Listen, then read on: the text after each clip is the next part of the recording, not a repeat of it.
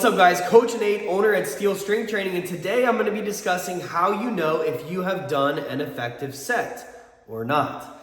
Now, at its most basic form, the goal of strength training is to get stronger because it's going to change every area of your life. And the way that you do that is you do enough volume or enough work, number of sets, for all of your body parts each week, and you do that consistently, and over time you're going to get a lot stronger and reap all the benefits. So we have to know how many sets per week to do, which we're not talking about today, but what we are talking about today is how you know if you've done a good set.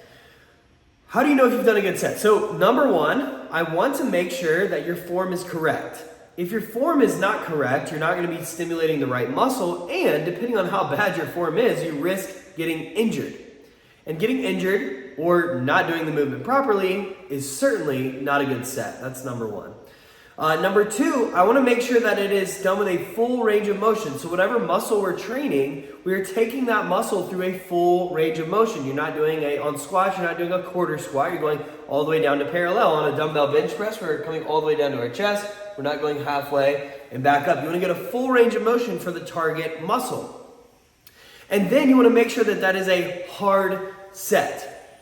And here's what I mean. You want to make sure that that set was taken close to, it doesn't have to be all the way, but close to failure. Failure being the point where you literally cannot move the weight anymore. Failure looks like this. You're going, and then no matter how hard you try, if someone threatens to slap you in the face, if you don't get the rep done, well, you're getting slapped in the face in this example. Not promoting violence, but I'm just making my point, which is that is failure. You don't have to actually hit failure every time, but you need to be close, within 2 or 3 reps shy of failure. So when I'm training a client, I will often ask them, how did that feel? And I'm not asking, what was your experience? Was that a euphoric, amazing, life-changing experience? What did you learn about yourself and the universe? No, I'm not asking them about that. I'm asking them, how do you feel? And what I really mean by that is, how many more reps do you think you could do? Maybe I should change my question to the more direct question of how many more reps do you think you could do rather than how do you feel? But anyway, that's what I want to know. And that's what I'm watching for. I'm watching to make sure they're using good form so they don't get hurt and so they're getting the proper benefit of the exercise. I want to make sure they're taking the target muscle through the full range of motion. And then number 3, assuming those first 2 are done, those are the first 2 I'm going to address. My clients are always going to do those right because I care a lot about that. And number 3, I'm going to make sure you're taking it close to failure.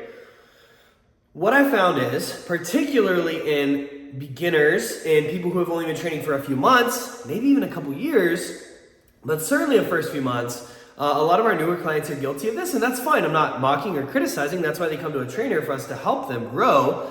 But one of the ways that you need to grow as a client, or one of the ways you need to grow in your own strength training journey, is how to push yourself close to failure.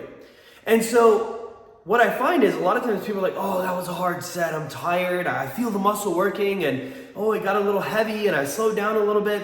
But then they say they're doing sets of 8 and they say it's really hard. They say, oh, I'm probably getting very close to failure. But then I say, okay, let's do one more set and let's do as many as they can. Sometimes they only do 9 or 10 reps, and that tells me we've been at an appropriate weight.